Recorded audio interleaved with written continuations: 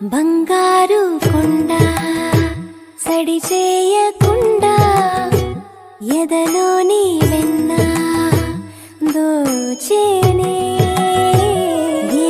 చిన్ని చిన్ని ఆశలేవో రెక్క విప్పుకున్నవి, చిట్టి చిట్టి ఊసులేవో రేకు విచ్చుకున్నవి.